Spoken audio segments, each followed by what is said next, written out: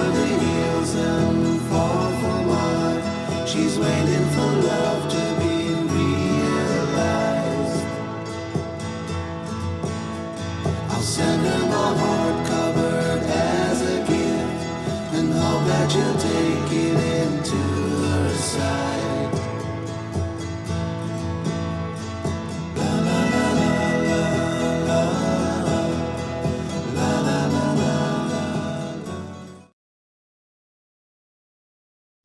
السلام عليكم، مرحبا بكم في قناتي شهيوات فاطمه الزهراء. كنتمنى تكونوا على خير وبخير. الوصفه ديال اليوم كيحماقوا عليها الصغار والكبار، وخصوصا في هذه الفتره ديال الصيف. غادي نوجد لكم كلاص بحجم عائلي وبثلاثه ديال النكهات. بقاو معايا باش تعرفوا المكونات اللي غادي نحتاج والطريقه ديال التحضير. كنحتاجوا في المقادير كريم شونتيي، نصيطرو ديال الحليب، طريفات ديال البسكوي. لكم اختيار اي بسكوي بغيتو. انا هنايا غادي نستعمل اوريو، دانون ديال الشوكولا 2 حبات، فلان ديال الشوكولا 2 دراهم، طريفات ديال الفريز فلان ديال الفريز ديال 2 دراهم، كاوكاو محمر ومطحون. بغيتو تستعملوا اللوز الكركاع اللي بغيتو، لكم الاختيار في اي مكسرات بغيتو. وعندي هنايا دانون ديال الكراميل. ندوزو الطريقه ديال التحضير.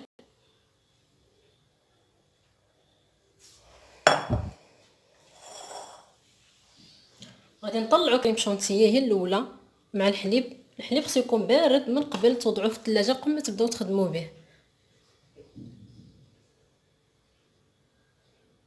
اولا غادي نخفقوا كريم شونتيي حتى تطلع، وبالنسبه للحليب خصو يكون بارد في الثلاجه قبل ما نبداو نخدموا به. نعملوه في الثلاجه اقل مده ساعه.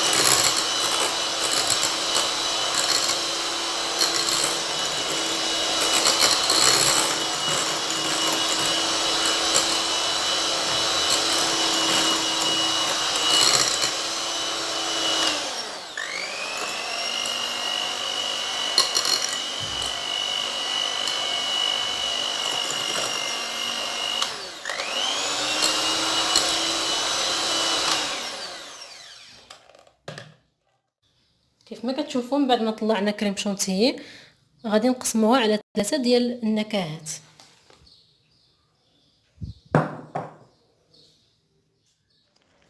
كنضيفوا كاوكاو مهرمش، خلاط،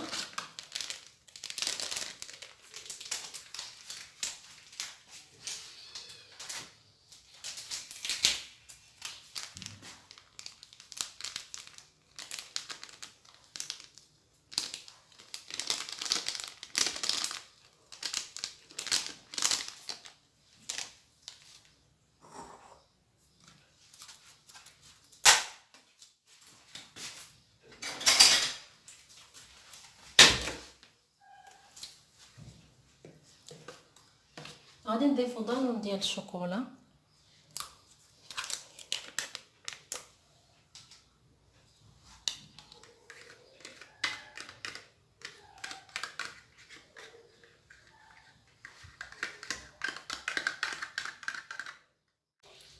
نحركوا المكونات غير بسرعه ناقصه.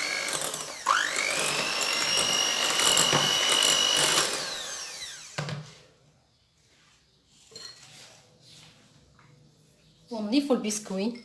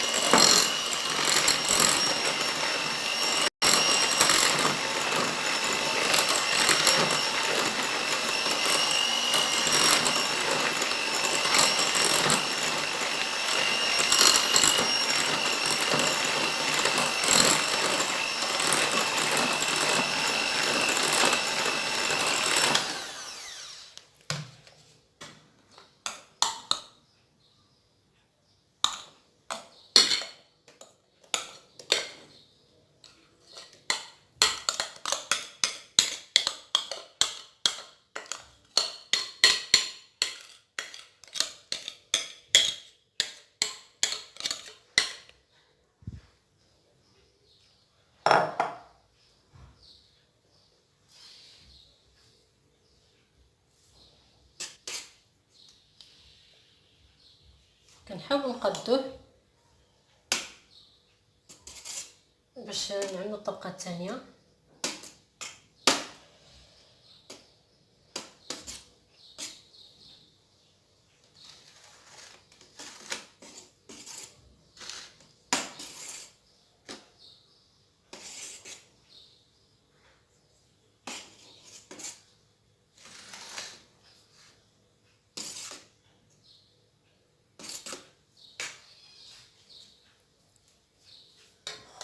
وندخلوها للمجمد ونمشيو نوجدو الطبقه الثانيه.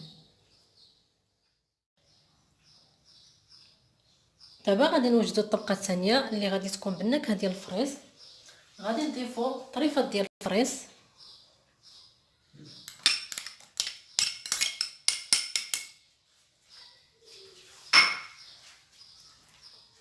دانو بنكهه الفريز،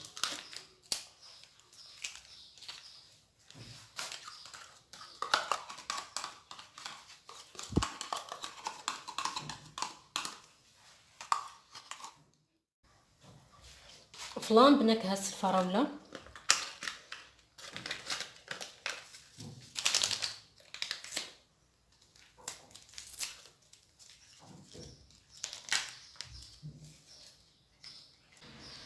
نضيفو شويه ديال الكاوكاو باش يعطينا داك اللوغو ديال التقرميشه.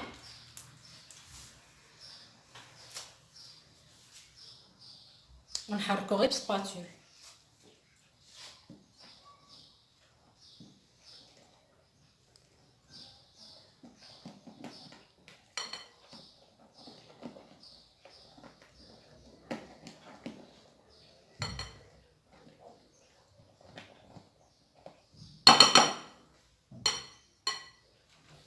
نحركو مزيان حتى يندمجوا العناصر.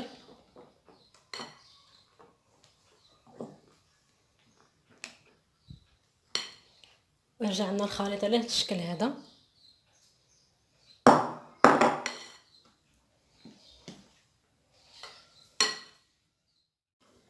دابا غادي نزيدو الطبقه الثانيه ديالنا ديال الفراوله.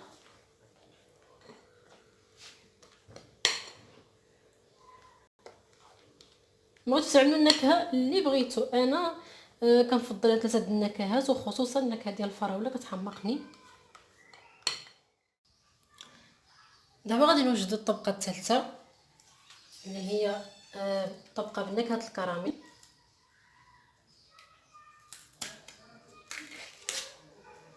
غادي نضيفوا طانون ديال الكراميل،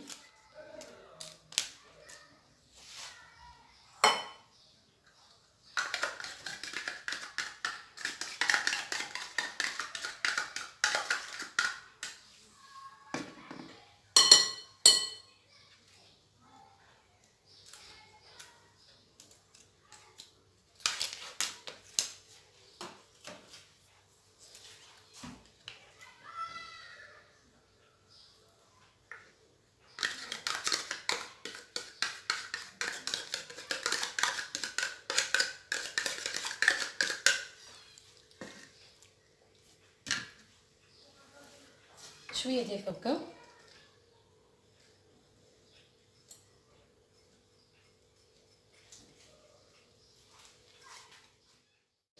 كاضافه غادي نضيف واحد المعلقه د لاصوص كراميل. اذا ما توفرات ماشي مشكل، تقدروا تخليوه غير بحال هيدا.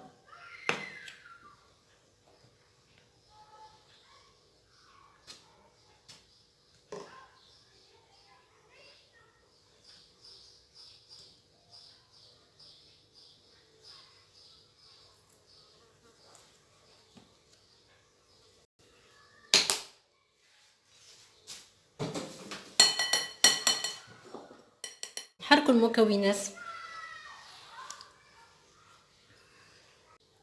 صافي غادي نعملها في الثلاجه تبرد شويه، وغادي نزيدها على الطبقات الاخرى ديال لاكلاص اللي في المجمد. غنضيفوا الطبقه الثالثه، المول،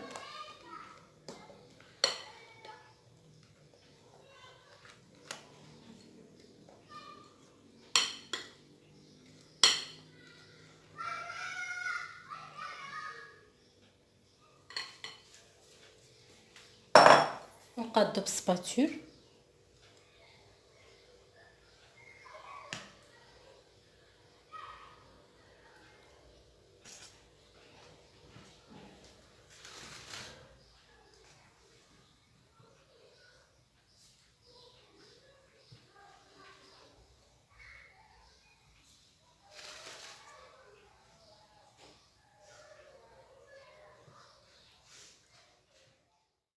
هذا هو الكلاص ديالنا من بعد ما خلينا ديالنا كامله في الثلاجه. كيف ما كتشوفوا دابا كيبان جامد مزيان. بقاو معايا باش تشوفوا الشكل النهائي. هذا هو الشكل النهائي ديال الكلاص ديالنا. زينته بخطوط من صوصات الكراميل وبسكوي اوريو وسيجار، وصنعت اشكال من الشوكولاته على شكل مثلجات اللي كنعرفوا. كيجي هائل في المذاق ولذيذ بزاف وسهل في التحضير. كنتمنى تعجبكم الوصفه، واذا عجبتكم الوصفه جربوها، فرحوا وليداتكم، وما تنساوش تعملوا لي الاشتراك للقناه وتفعلوا الجرس باش يوصلكم الجديد. خليوا لي تعاليق محفزه ومشجعه. الى اللقاء مع وصفه اخرى ان شاء الله.